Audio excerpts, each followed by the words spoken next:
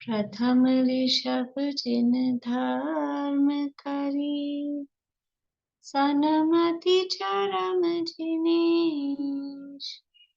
विघन हरन मंगल करन, भवतम दुरित दिनेश। वाणी जिन मुख ते खिरी, परिगणाधिप कान।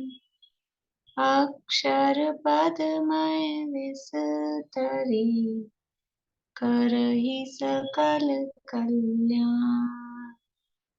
गुरु गणधर गुणधर सकल, प्रचुर परम्पर और।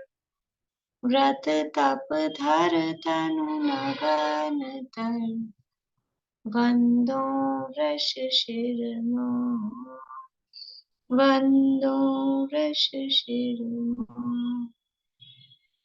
तिहुवन तिलयं देवं, वन्दिता तिहुवनिन्द परिपूज्यम्। वोच्चं अणुपेहाओ, भव्य जनानंद जननीयो। त्रिभुवन तिलक शत इंद्र वंदित, देव श्री अरहंत को। कर नमन कहूँ अनुप्रेक्षाएं, भव्य को सुख कर रहो।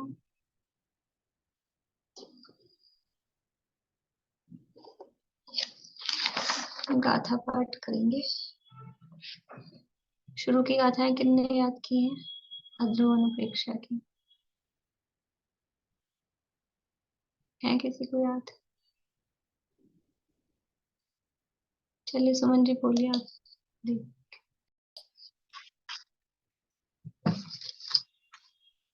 कार्तिकेय अनुप्रेक्षा नामक ये ग्रंथ है, स्वामी कार्तिकेय द्वारा रचित।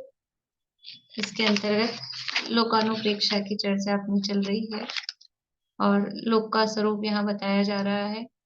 षड द्रव्यात्मक लोक है, उसमें से 6 द्रव्यों का स्वरूप बताना है। तो पहला जो जीव द्रव्य है उसका स्वरूप यहाँ बताया जा रहा है। जीव 2 प्रकार के हैं, संसारी और मुक्त। तो संसारी जीवों का स्वरूप मुख्य रूप से यहाँ पे प्रारंभ किया है। संसारी जीव कितने प्रकार के हैं, अलग अलग तरह से संसारी जीवों के विभाजन किए हैं और उनको जीव समास नाम यहाँ पर दिया है। जीव समास किसे कहते हैं? जीव समास किसे कहते हैं? बोलिए अलका जी। जिनके द्वारा अनेक जीव तथा उनकी अनेक जातियां जानी जाती है और उन धर्मों को अनेक पदार्थों का संग्रह करने वाले होने से जीव समास उसे कहते हैं। जिन समान धर्मों के द्वारा अनेक प्रकार के जीव और उनकी अनेक जातियां वो जानी जाए, उनको हम इकट्ठा कर सकें, वो कहलाते हैं जीव समास। उसे जीव समास कहते हैं। जीवों को जिसके द्वारा हम इकट्ठा कर सकें, किसके द्वारा करेंगे कि कोई क्वालिटी, कोई जाति, कोई गुण, कोई धर्म, उसके आधार पे इकट्ठा करेंगे ना। जैसे कि हमने कह दिया पूरे मनुष्यों को 2 भागों में बांट दिया। कौन से 2 भागों में बांट दिया? स्त्री और पुरुष। तो सब इसमें शामिल हो गए, अभी नपुंसकों को गौण कर देना। तो जो भी होगा या तो स्त्री होगा या पुरुष होगा, तो सारे मनुष्य उसमें आ गए। तो ये कहलाएगा जीव समाज। जीवों की हमने ग्रुपिंग कर दी। स्कूल में इतने सारे 2-3 हजार बच्चे पढ़ते हैं, तो उनको 12 ग्रुप्स में first second third fourth class बांट दी ना। वो क्या है? वो उनको इकट्ठा किया है, वो जीव समाज। अलग अलग टाइप से फैकल्टी वाइज करते हैं, सब्जेक्ट वाइज करते हैं, अलग अलग हिसाब से वो जो इकट्ठा किया जाता है जिस भी तरह से, तो वो उसको समास करना कहते हैं। तो यहाँ पर जीवों को जिन जातियों, जिन धर्मों के द्वारा जीवों की अनेक जातियां, जिन सादृश धर्मों के द्वारा जीवों की अनेक जातियां या वो जीव पहचाने जा रहे हैं, उसको जीव समास कहते हैं। कितने प्रकार के जीव समास होते हैं? कि जीव समास एक से लेके संख्यात असंख्यात तक होते हैं, लेकिन यहाँ पर अभी हमने कितने प्रकार के पढ़े हैं? 57 तक पढ़े हैं। ठीक है, जल्दी जल्दी बता दीजिए, रिवाइज तो कर लें भी, एक दो दिन तो जब तक पढ़ रहे हैं तब तक तो। एक से लेके 5 तक बोलिए प्रेमलता जी। एक में तो जीव, और दो में त्रस और स्थावर, और तीसरे में एकेंद्रिय, विकलेंद्रिय, सकलेंद्रिय 3, और 4 में एकेंद्रिय, विकलेंद्रिय और संघीय असंघी। बढ़िया। और 5 में होगा एक इंद्रिय, एक इंद्रिय, 2 इंद्रिय, 3 इंद्रिय, 4 इंद्रिय, 5 इंद्रिय। बढ़िया। इस तरह से ये 1 से लेके 5 तक के भेद। 6 से लेके 10 बोलो प्रशस्ति।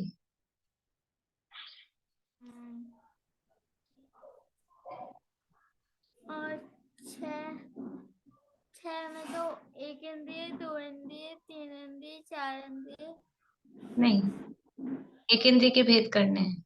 हाँ, एक इंद्रिय के 5 भेद और त्रस। और त्रस, बढ़िया। 5 भेद कौन से हैं एक इंद्रिय के?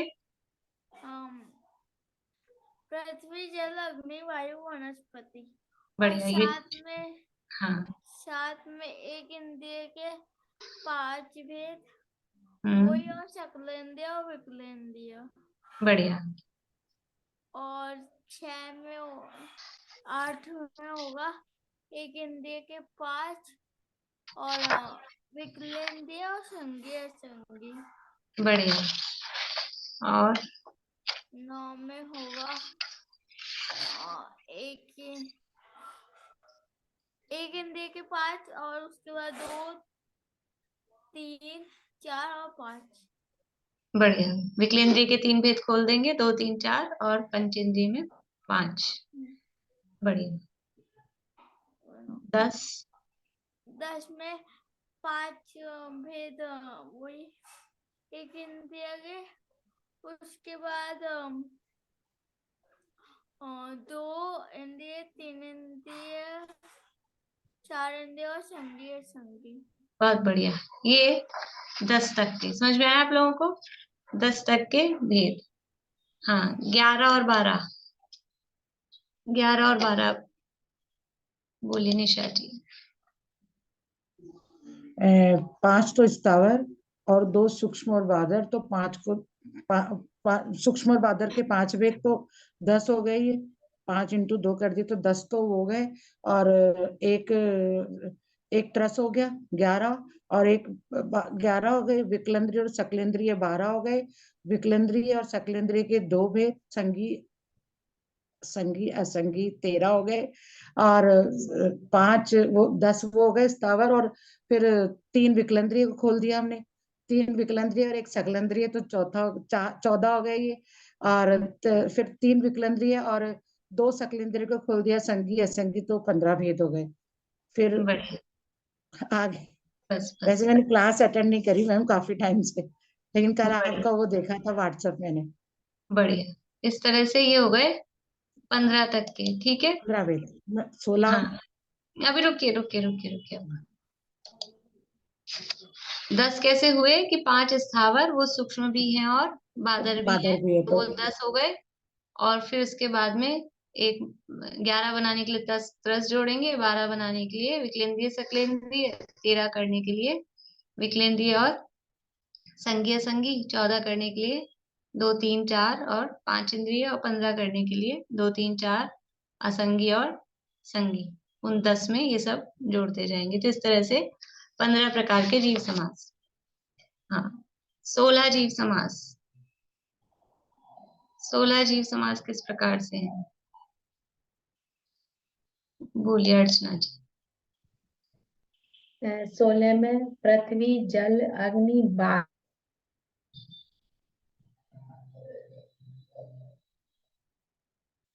करने पर 12 स्थावर हो जाएंगे। फिर इसमें 12 में एक प्रत्येक जोड़ेंगे और एक विकलेंद्री जोड़ेंगे, और फिर संगी और असंगी सकलेंद्री के 2 भेद करके करेंगे तो 16 भेद हो जाएंगे। हाँ, 12 किस प्रकार से हुए? पृथ्वी, जल, अग्नि, वायु, इतर निगोद और नित्य निगोद। इस तरह से ये 6 और ये 6 ही सूक्ष्म भी होते हैं और बादल भी होते हैं। तो ये 12, फिर एक जोड़ेंगे प्रत्येक वनस्पति 13, फिर विकलेंद्रिय 14 और संगी असंगी ये 14 और 2 16। 17 कैसे होंगे? बोलिए सुनीता आंटी। ये 12 तो इस स्थावर के हो गए और एक प्रत्येक का हो गया 12 और 13, और फिर विकल्प के हो गए 3। खोलेंगे इसे, 3 इसके हो गए 12, 13 और 3 16, और एक फिर इसका हो गया संगी का, सकल सकलेंद्रिय का 1। बढ़िया। इस तरह से 17 भेद हो गए। 18 भेद अनिता आंटी।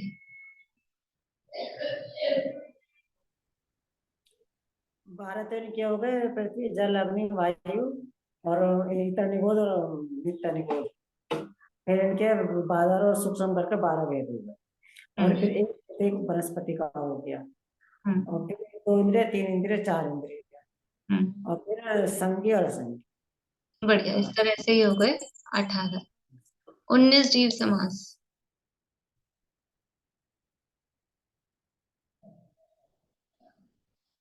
बोलिए दीपिका जी।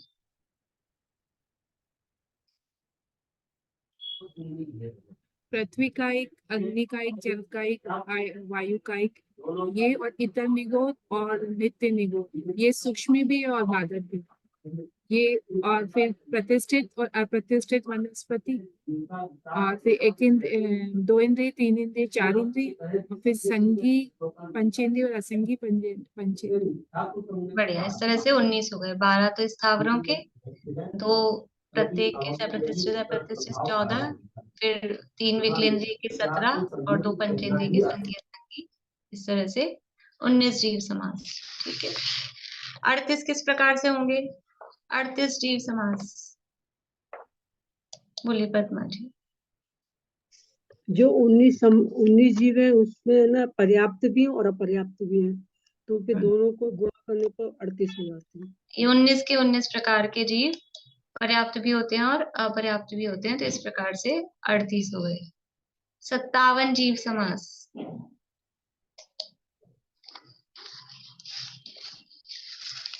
ये 19 के 19 निर्वर्त पर्याप्तक, पर्याप्तक और लब्ध पर्याप्तक, लब्ध अपर्याप्तक, ये 3 मतलब 19, 3, 57, 19 के 19 ही पर्याप्तक भी है, अपर्याप्तक भी है, यानी लब्धि अपर्याप्तक भी है और निवृत्ति अपर्याप्तक भी है। इस तरह से ये 19 या 57 जीव समास हो जाते हैं। अभी देखिए, अब आगे क्या देखना है अपने को। ये 57 तक तो ये कहे, अब इसमें बनाने हैं 98 जीव समास। तो ये किस प्रकार से होंगे? तो यहाँ अपने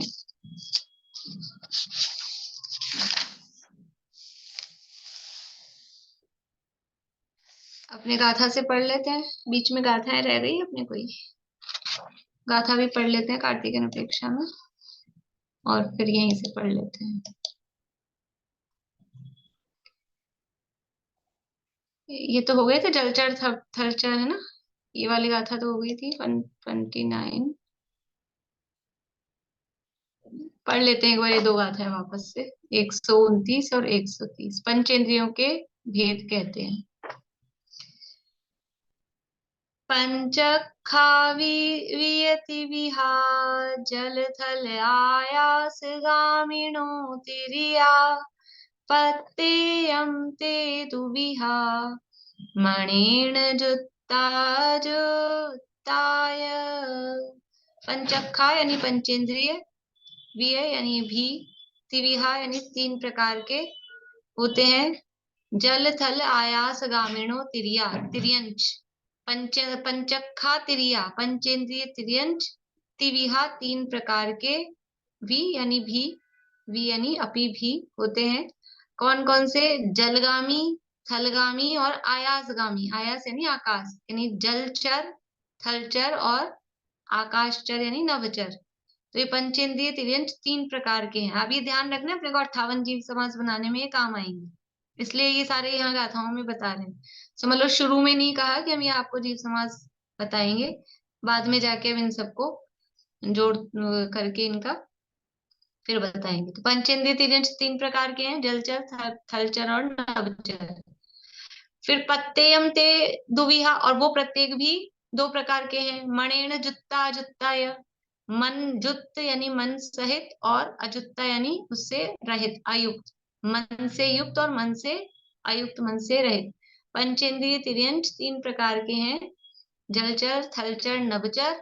और उनमें भी जलचर 2 प्रकार के, मन सहित मन रहित। थलचर भी 2 प्रकार के, मन सहित मन रहित। और नभचर भी 2 प्रकार के हैं, मन सहित और मन रहित। इस प्रकार से ये कितने प्रकार के हो गए पंचेंद्रिय तिर्यंच? पहले 3 भेद किए और फिर उसके 2-2 भेद कर दिए, तो ऐसे 3 दूनी 6, तो यहाँ पर ये हो गए। अब आगे गाथा 130। ते विपुणो वियदुविहा गभ्भजम्मातहेव समुच्छा भोग भुवा गभ भुवा थलयर्गहगामिनो सन्नी। क्या कह रहे हैं? तेवी पुणो विय दुविहा, वे भी, वो जो 6 प्रकार के पीछे कहे थे, तो ये 6 प्रकार के भी कैसे हैं? 6 प्रकार के तिर्यंच भी दुविहा, वी यानी भी, दुविहा यानी दो, विहा यानी प्रकार, 2 विध, 2 प्रकार के हैं। वे भी फिर से 2 प्रकार के हैं, जो 6 कहे थे वो भी 2 प्रकार के हैं। गभ्भज जन्मा तहेव समुच्छा, एक गर्भज जन्म वाले और उसी प्रकार से सम्मूर्छन जन्म वाले। समुच्छा, सम्मूर्छन जन्म, ये जन्म शब्द दोनों के साथ लगाएंगे। गभ्भज जन्म, समुच्छा जन्म, यानी गर्भ जन्म वाले और सम्मूर्छन जन्म वाले, ये 2 प्रकार के। वो जो 6 कहे थे, वो 6 भी 2-2 प्रकार के हैं।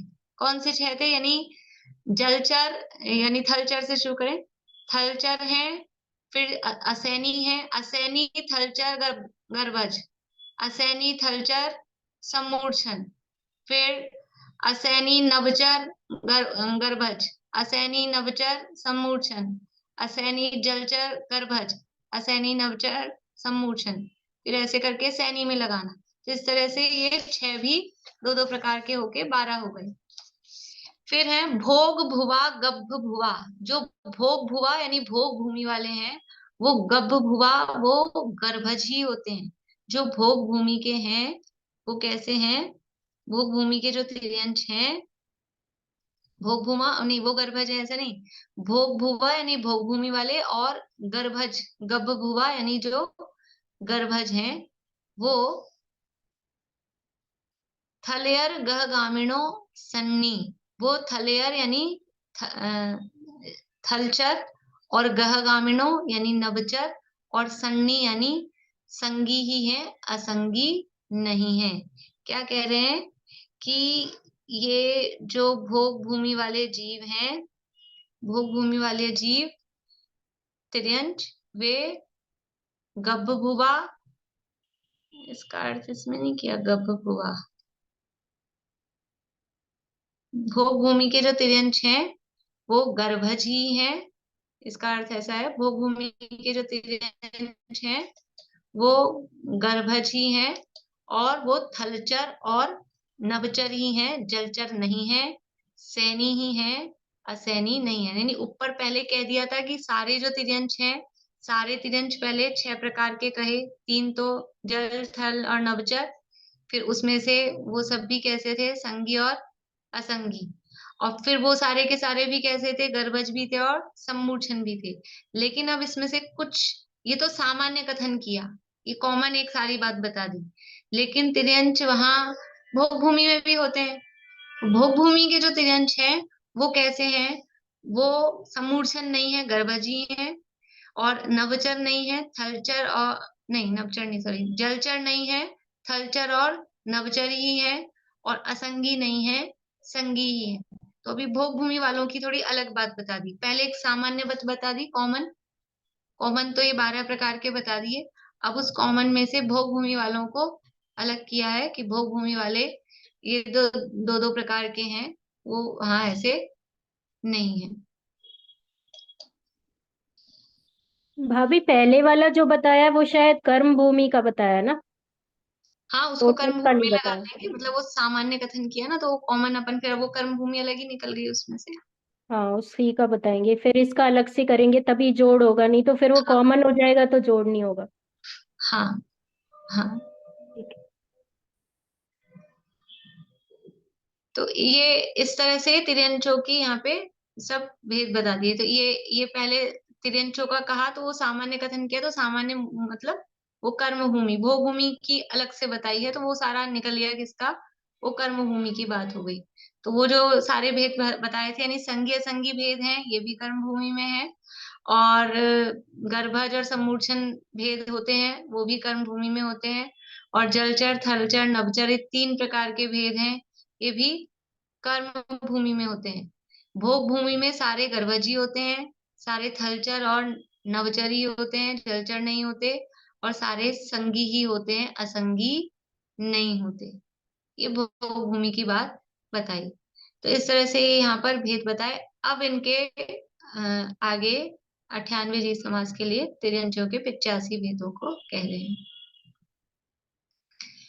अट्ठविगभज दुविहा तिविहा समुच्छिनो वितेवीसा इदि पर्णसीदि भेया सव्वे सिंहोन्ति तिरीयाणाम। क्या कह रहे हैं? 8वीं गभज दुविहा। अब गर्भजों के भेद देखने हैं। गर्भज के भेद कौन कौन से हुए? देखो अब इसको क्या करना है अपने को,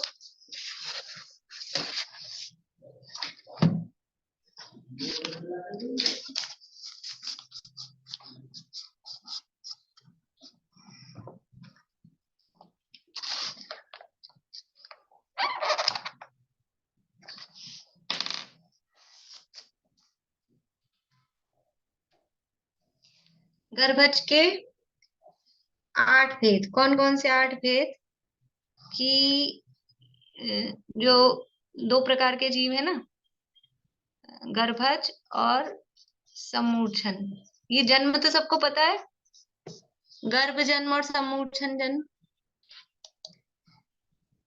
गर्भ से जो उत्पन्न होते हैं, यानी माता पिता के निमित्त से जो उत्पन्न होते हैं, वो गर्भ जन्म वाले होते हैं। और सम्मूर्छन मतलब माता पिता के बिना ही, वातावरण से ही जो अपने शरीर का निर्माण कर लेते हैं, वो कहलाते हैं सम्मूर्छन जन्म वाले जीव। जैसे मक्खी, मच्छर, कीड़ा मकोड़ा, ये सब वातावरण से उत्पन्न हो जाते हैं, इनके माता पिता नहीं होते।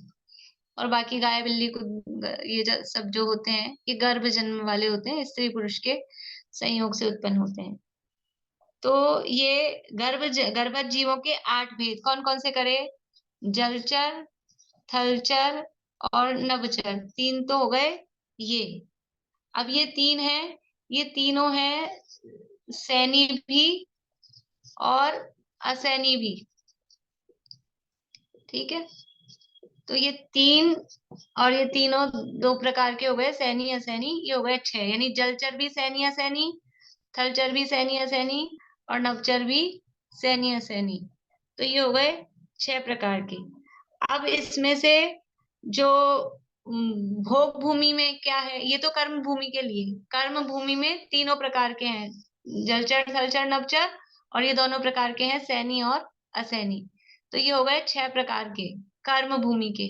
और भोग भूमि में क्या है कि भोग भूमि में जलचर नहीं है, केवल थलचर और नभचर हैं, तो 2 प्रकार के ये हुए।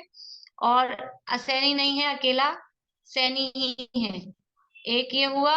और गर्भ जन्म वाले हैं, सम्मूर्छन जन्म वाले नहीं है, तो एक ये हुआ है। यानी इसको गुणा करेंगे, देखो ऐसे लगा इसको,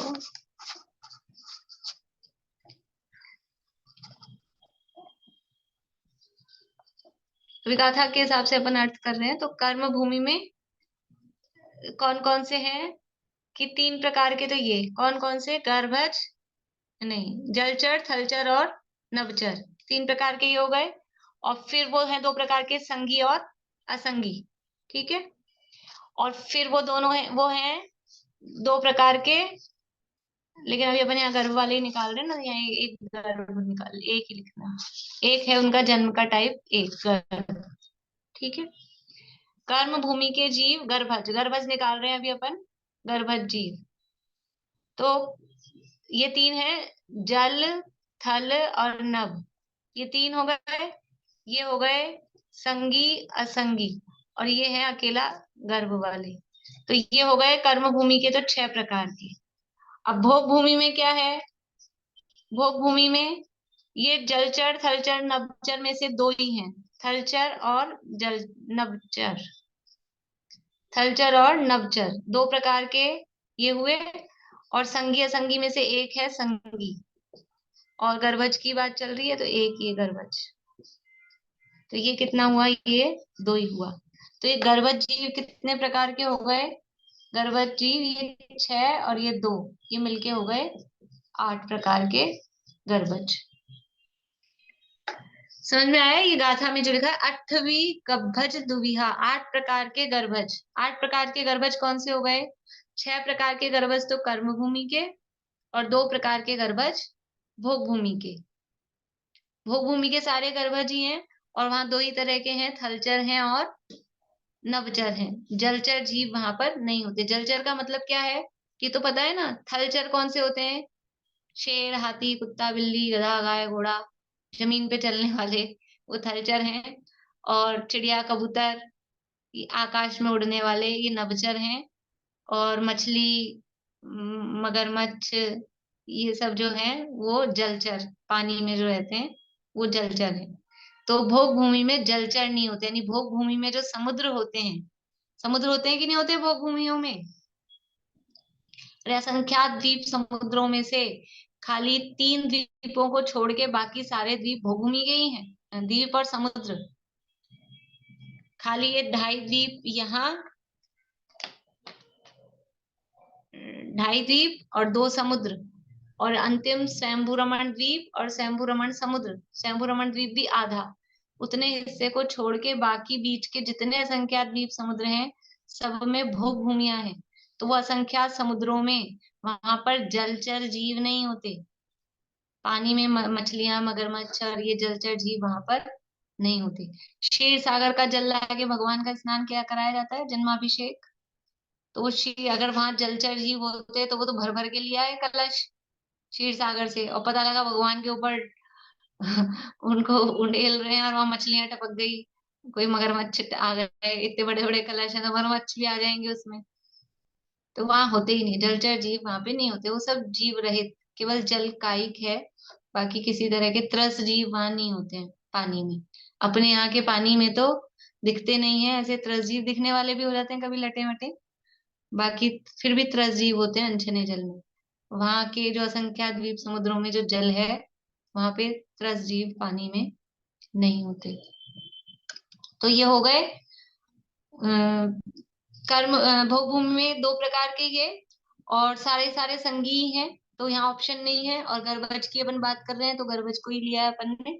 इस तरह से ये 8 प्रकार के गर्भज। अब आगे देखिए, गर्भज के 8 भेद। ये पर्याप्त और अपर्याप्त के भेद से 16 तिविहा, 8वीं गभज दुविहा।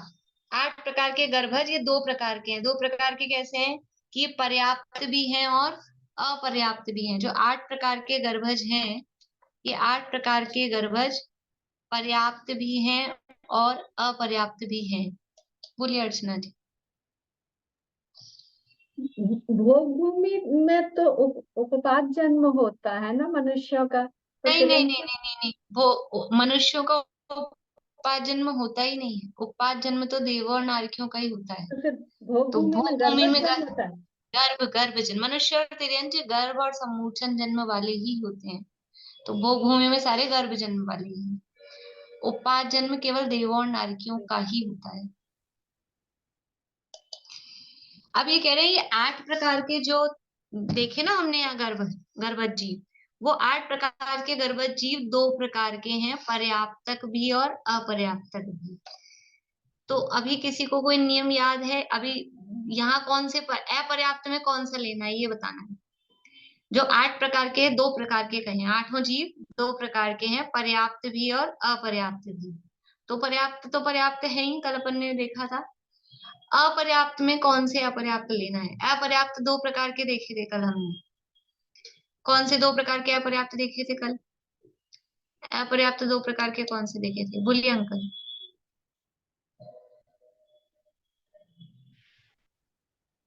नाम ध्यान नहीं आ रहा। वो दो प्रकार के थे, उनमें एक तो होते ही हैं वो, और एक होते ही नहीं है। तो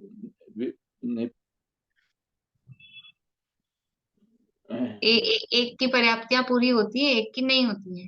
एक की नहीं होती है पर्याप्तियां पूरी। चलिए नाम आप बता दीजिए शकुंतला जी। आप लब्धि पर्याप्त और निवृत्ति पर्याप्त। बढ़िया। लब्धि अपर्याप्त और निवृत्ति अपर्याप्त।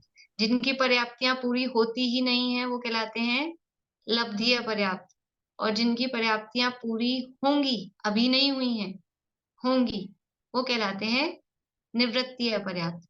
तो यहाँ पर ये 8 प्रकार के जो गर्भज हैं, इनको दो भेद किए हैं, पर्याप्त और अपर्याप्त। तो यहाँ पे ये अपर्याप्त में लब्धि अपर्याप्त है कि निवृत्ति अपर्याप्त है? लब्धि अपर्याप्त है कि निवृत्ति अपर्याप्त है?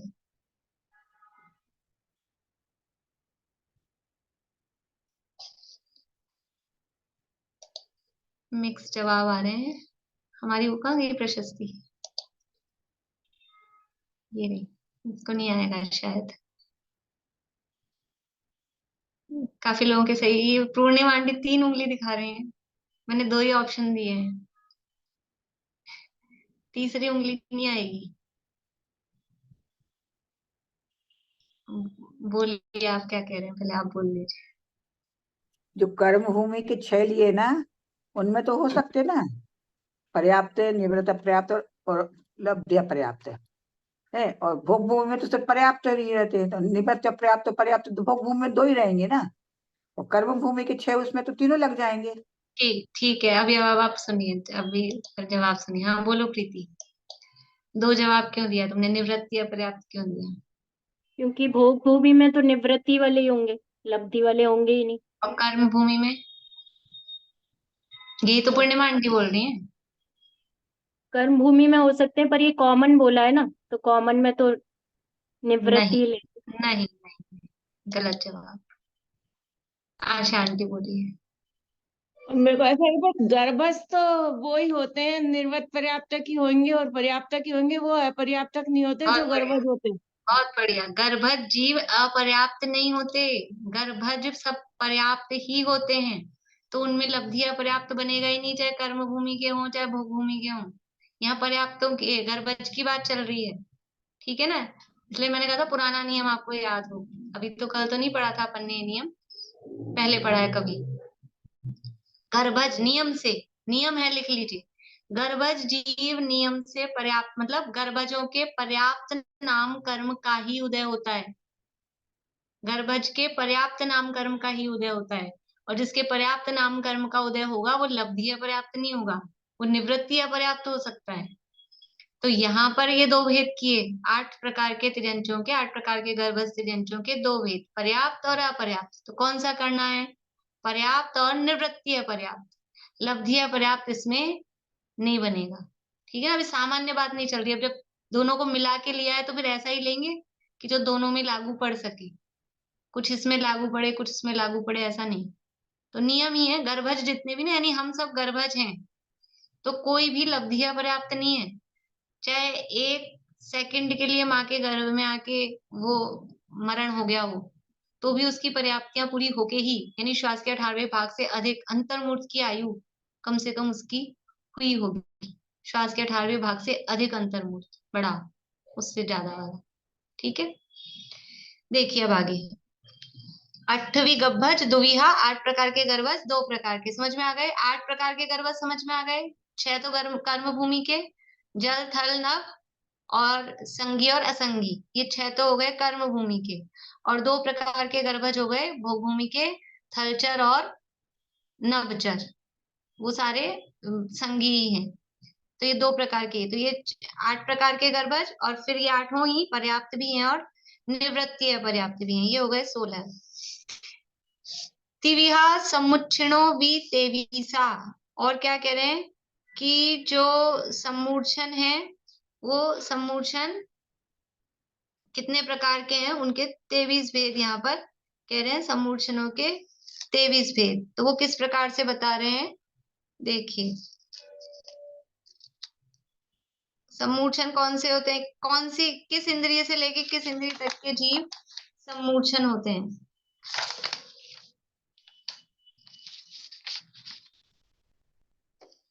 सम्मूर्छन जीव कौन सी इंद्रिय से कौन सी इंद्रिय तक के होते हैं, बोलिए। एक इंद्रिय से पंचेंद्रिय तक ही पूरे होते हैं, नित्य निगोद सब सारे। हाँ, सम्मूर्छन एक इंद्रिय से पंचेंद्रिय तक सारे ही जीव वो सम्मूर्छन हो सकते हैं। कौन सी गति में हो सकते हैं सम्मूर्छन जीव, सम्मूर्छन जीव कौन सी गति में हो सकते हैं। एक्चुअल क्या, अपन तत्वार सूत्र में थोड़ा पीछे चल रहे हैं, थोड़े दिन बाद ही ये प्रकरण वहां आने वाला है, वो पहले वहां पढ़ लेते तो यहाँ थोड़ा ज्यादा आसानी हो जाती है। बोलिए सरोजा आंटी, सम्मूर्छन जीव कौन सी गति में होते हैं।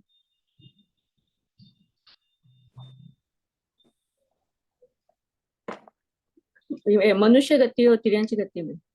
हाँ, मनुष्य और तिर्यंच दोनों गतियों में सम्मूर्छन जीव होते हैं। लेकिन अभी यहाँ किसकी बात कर रहे हैं, यहाँ मनुष्यों की बात नहीं कर रहे, तिर्यंचों के भेद गिन रहे हैं।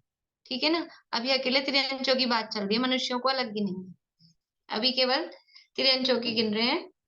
तो ये हो गए, ये कह रहे हैं सम्मूर्छन के 23 भेद हैं, और 23 भी तिविहा 3 प्रकार के हैं। तो 23 कैसे हो रहे हैं वो बता रहे हैं।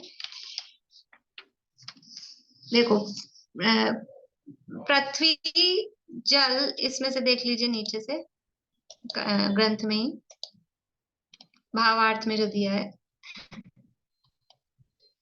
देखिए। सम्मूर्छन के पृथ्वी, अब तेज, वायु, नित्य निगोद सूक्ष्म और नित्य निगोद बादर, ये हो गए 12। पृथ्वी, जल, अग्नि, वायु, अप यानी जल, तेज यानी अग्नि, वायु, नित्य निगोद सूक्ष्म और नित्य निगोद बादर के भेद से ये 12 हो गए। और फिर इसमें वनस्पति के 2 भेद से, अप्रतिष्ठित और अप्रतिष्ठित, ये हो गए 14। इसमें नित्य निगोद की जगह निगोद, निगोद अकेला भी ले सकते हैं, निगोद का सूक्ष्म, निगोद का बादर, तो ये हो गए 12।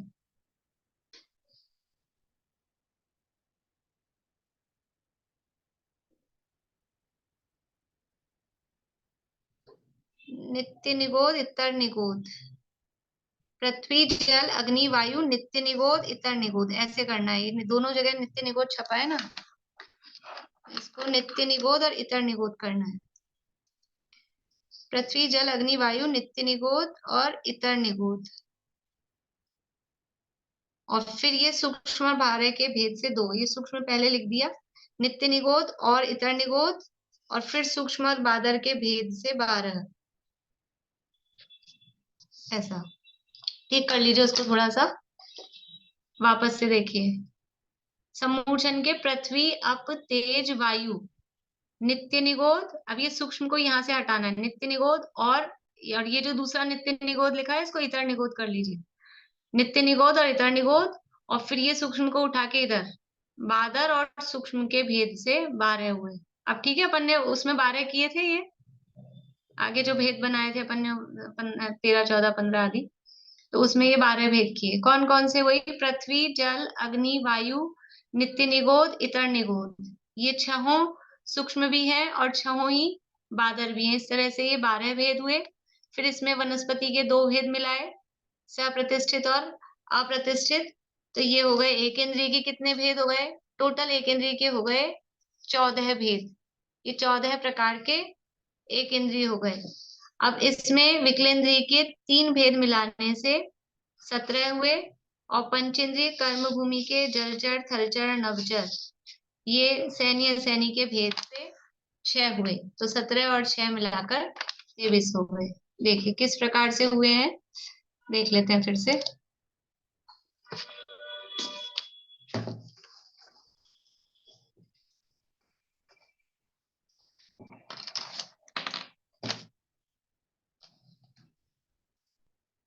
पृथ्वी, जल, अग्नि, वायु, इतर निगोद, नित्य निगोद। ये हो गए 6। ये 6 ही है। कैसे? बादर भी हैं और सूक्ष्म भी हैं। ठीक है, तो ये हो गए 12। फिर इसमें प्लस करेंगे प्रत्येक के 2 भेद। कौन से 2 भेद हैं? सप्रतिष्ठित और अप्रतिष्ठित। ये हो गए 14। ये 14 किसके हो गए? एक इंद्रिय के अकेला। एक इंद्रिय के कितने भेद हो गए? 14। पृथ्वी, जल, अग्नि, वायु। पृथ्वी का एक बादर, पृथ्वी का एक सूक्ष्म, या फिर पहले बादर बादर के ले लें। पृथ्वी का एक सूक्ष्म से स्टार्ट करते हैं, सूक्ष्म पहले, बादर नीचे से ऊपर चलते हैं।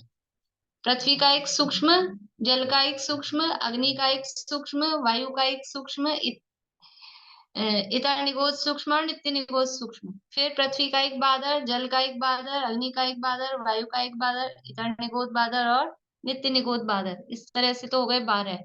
फिर से प्रतिष्ठित प्रत्येक और अप्रतिष्ठित प्रत्येक। ये 14 हो गए एक इंद्रिय के। सम्मूर्छन की गणना कर रहे हैं अपन, सम्मूर्छन के भेद। तो ये 14 प्रकार के तो एक इंद्रिय हो गए। इसके बाद में सम्मूर्छन और कौन सी इंद्रिय वाले होते हैं? 2 इंद्रिय वाले, 3 इंद्रिय वाले और 4 इंद्रिय वाले। ठीक है, तो 2, 3, 4 इंद्रियों को इसमें प्लस किया। विकलेंद्रिय, विकलेंद्रिय को प्लस किया 3। कितने हो गए? 14 और 3 17। अब पंचेंद्रिय को करना है।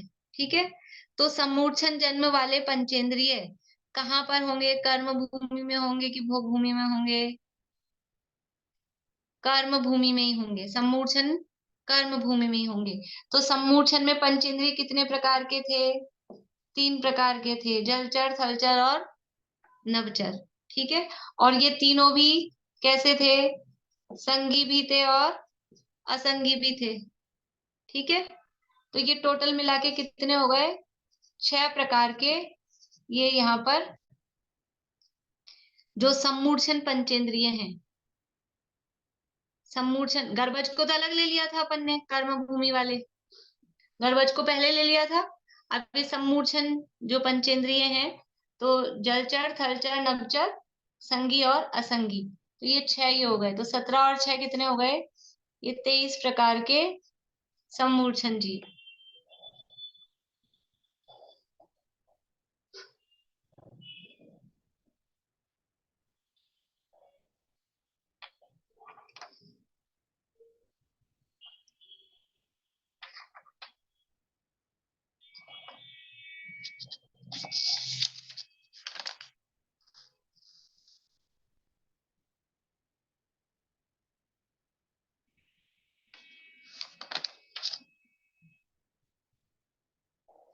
ठीक है, ये 23 हो गए। अब क्योंकि ये सम्मूर्छन है, तो ये सम्मूर्छन है, तो इनमें पर्याप्त अपर्याप्त वाली क्या स्थिति बनेगी? ये सम्मूर्छन है ना, तो ये पर्याप्त भी होंगे और निवृत्ति अपर्याप्त भी होंगे। पर्याप्त है तो निवृत्ति अपर्याप्त तो होंगे ही होंगे, और लब्धियां पर्याप्त भी होंगी। यानी इनमें तीनों टाइप्स बनेंगे। जैसे अपन ने 19 को पहले 2 से गुणा किया था, 38 बने थे। फिर 19 को अपन ने 3 से गुणा किया था, 57 बने थे। तो 2 टाइप वाली भी स्थिति बनती है, 3 टाइप वाली भी स्थिति बनती है, जिनमें पॉसिबल है यथा योग्य। यहाँ पर ये बात चल रही है सम्मूर्छन जीवों की। ठीक है, और सम्मूर्छन जीव हैं तो वो लब्धि अपर्याप्तक भी होते हैं, या ऐसा कहें लब्धि अपर्याप्तक जीव सम्मूर्छन ही होते हैं। ये नियम तब भी इसमें कार्तिकेय परीक्षा में पीछे आया था ना, संसार भावना में, या कहीं वो मनुष्य वाला प्रकरण तब आया था ये। लब्धि अपर्याप्तक जीव, सारे ही जितने भी लब्धि अपर्याप्तक जीव होंगे वो सम्मूर्छन ही होते हैं। इधर से नियम है, सभी लब्धि अपर्याप्तक जीव सम्मूर्छन ही होते हैं। क्योंकि अभी नियम में एक देखा था ना, गर्भज जीवों में लब्धि अपर्याप्तक होते ही नहीं है। अभी पहले ये नियम देखा 5 मिनट पहले अपन ने। इसका मतलब क्या निकला? कि जो लब्धि अपर्याप्तक जीव होंगे वो सम्मूर्छन ही होंगे। ठीक है, इधर से नियम है। अभी दूसरा तरफ से बोलती हूँ। ये तो क्या बोला कि सभी लब्धि अपर्याप्तक जीव सम्मूर्छन ही होते हैं। अब इसको उल्टा करते हैं, सभी सम्मूर्छन जीव लब्धि अपर्याप्तक ही होते हैं, हाँ कि ना? सभी सम्मूर्छन जीव लब्धि अपर्याप्तक ही होते हैं, हाँ कि ना? जवाब आएगा ना। सभी सम्मूर्छन जीव लब्धि अपर्याप्तक नहीं होते, क्योंकि सम्मूर्छन के अब हम 3 भेद कर रहे हैं। सम्मूर्छन हमने 23 प्रकार के देख लिए, एक इंद्रिय से पंचेंद्रिय तक के सम्मूर्छन जीव 23 प्रकार के हैं। अब ये 23 के 23 पर्याप्त भी हैं, निवृत्ति अपर्याप्त भी हैं और लब्धि अपर्याप्त भी हैं। तो सम्मूर्छन जीव में पर्याप्त भी होते हैं, तो एक तरफ से ही नियम बनेगा। देखो फिर से बोल रही हूँ, जो इन्होंने जो भी लिखा हो मिला लेना, मैं धीरे धीरे रुक रुक के बोल रही हूँ और बार बार मैं बोल रही हूँ, गलत नहीं लिखना, बहुत सावधानी से लिखना, क्योंकि इधर का उधर उल्टा हो जाएगा तो सब गलत हो जाएगा। फिर से बोल रही हूँ, क्या नियम बोला था पहले? सभी लब्धि अपर्याप्तक जीव सम्मूर्छन ही होते हैं। सभी लब्धि अपर्याप्तक जीव सम्मूर्छन ही होते हैं, लेकिन सभी सम्मूर्छन जीव लब्धि अपर्याप्तक नहीं होते। ऐसा इधर से उल्टा बनेगा, सभी सम्मूर्छन जीव लब्धि अपर्याप्तक नहीं होते, नहीं लगाना है।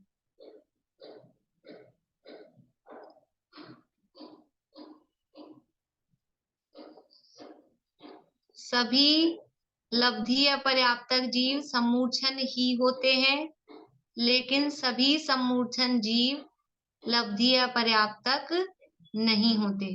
ठीक है, मिला लिया सबने? गलत तो नहीं लिखा है ना किसी ने? और बोलूं फिर से?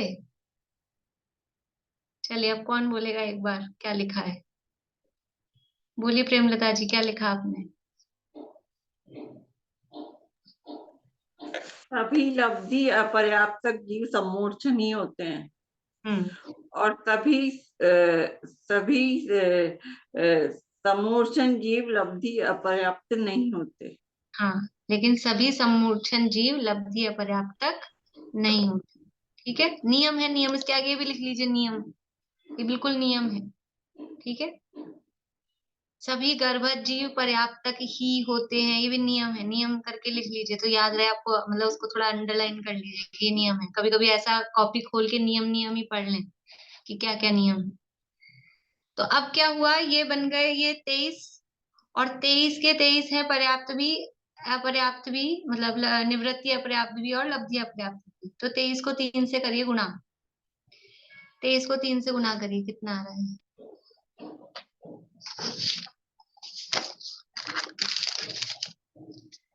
ये 23 है, इसको 3 से हमने गुणा किया, 3 तिया 9 और 3 दूनी 6, 69 आ गया।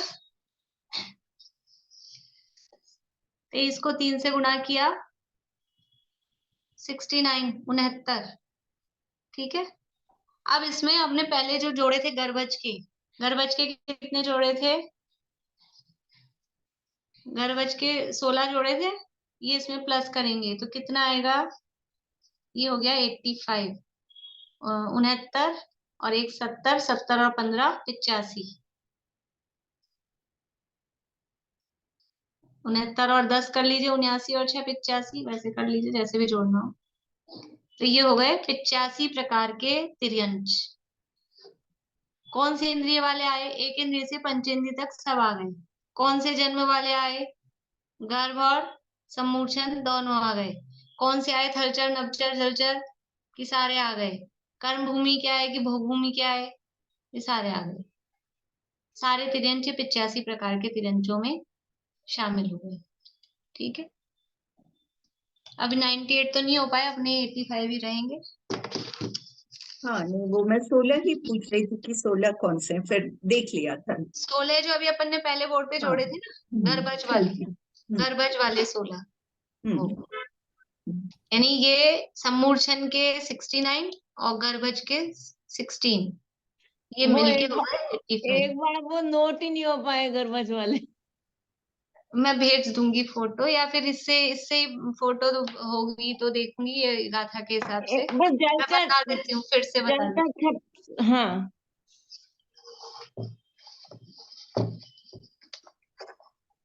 प्रीति, अच्छे से चार्ट बना के ये वाला गाथा के हिसाब से फिर तुम सेंड कर देना, तो मैं भेज दूंगी ग्रुप में। देखो गर्भज तिर्यंचों की बात कर रहे हैं, तो ये है जलचर, थलचर और नभचर। ठीक है, 3 प्रकार के, और ये तीनों ही हैं संगी भी और असंगी भी, संगी भी और असंगी भी। तो ये हो गए 6 प्रकार के। ठीक है, ये कर्म भूमि में। और भोग भूमि में थलचर हैं और नभचर हैं और अकेले संगी ही हैं, तो ये 2 हो गए भोग भूमि के। ये 8 प्रकार के गर्भज हुए कर्म भूमि और भोग भूमि के मिला के। और ये 8 के 8 ही पर्याप्त हैं और निवृत्ति अपर्याप्त है। पर्याप्त और अपर्याप्त शब्द लिखें और अपर्याप्त को ब्रैकेट में निवृत्ति अपर्याप्त कर दें। निवृत्ति अपर्याप्त है, तो 8 दुनी हो गए ये 16 प्रकार के गर्भज तिर्यंच।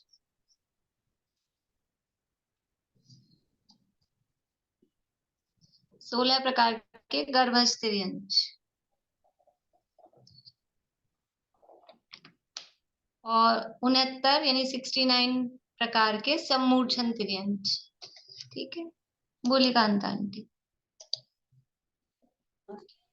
16 वाला समझ में नहीं आया। 16 देखिए एक बार और देख लीजिए। 16 वाला समझ में नहीं आया। 16 बता रही हूँ, ये 16 बताया है। हाँ, ये 16 के बताए हैं। देखिए, कर्म भूमि में जलचर होते हैं, थलचर होते हैं, नभचर होते हैं। ठीक है, और जलचर भी संगी भी होते हैं, असंगी भी होते हैं। 2 प्रकार के जलचर हैं, 2 प्रकार के थलचर हैं, संगी असंगी, और 2 प्रकार के नभचर हैं, संगी और असंगी। तो ये हो गए 6 प्रकार के जीव कर्म भूमि में। ठीक है, और फिर भोग भूमि में होते हैं थलचर और नभचर, और ये दोनों ही होते हैं अकेले संगी। तो 2 प्रकार के जीव हो गए भोग भूमि में। तो 6 प्रकार के कर्म भूमि के गर्भज, 2 प्रकार के भोग भूमि के गर्भज, तो कुल मिला के गर्भज हो गए 8 प्रकार के। अब ये 8 ही 8 प्रकार के पर्याप्त भी होते हैं और निवृत्ति अपर्याप्त भी होते हैं। पर्याप्त भी हैं और निवृत्ति अपर्याप्त भी हैं। तो 8 दूनी 16, इस तरह से 16 प्रकार के गर्भज तिर्यंच हुए। प्रशस्ति याद हो गया तुम्हें? अब कल तो ये वाली क्लास नहीं है, मैं अगली क्लास में सुनूंगी। 85 बता दोगी पूरे? ठीक है, कि आपको पूछना है अलका जी कुछ? नहीं, मैं वही बोल रही थी, वो नित्य निगोद में जो दोनों नित्य निगोद लिखा हुआ था ना, तो मैं वही पूछने वाली थी कि इधर इतर निगोद आएगा, इसलिए वो जो मिस्टेक थी ना आपने सुधार दी। हाँ, वो उसी के लिए मैं पूछ। एक बार समुच्चय जीव का बता दीजिए। समुच्चय जीव के जो है ना, ये इसका जो 23 हुए हैं वो नहीं पता चल रहा। समुच्चय जीव के 23 प्रकार। समूर्छन में पृथ्वी, जल, अग्नि, वायु, नित्य निगोद, इतर निगोद।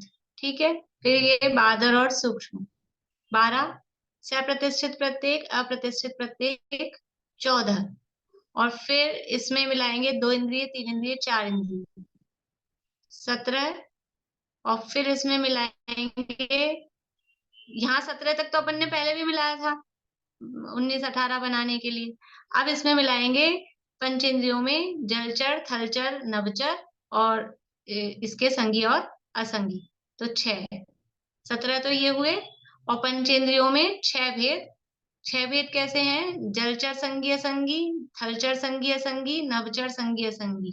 ये 6 भेद इसमें मिलाएंगे तो 17 और 6 हो जाएंगे 23। इस प्रकार से ये 85 प्रकार के तिर्यंचों की चर्चा अपनी हुई है।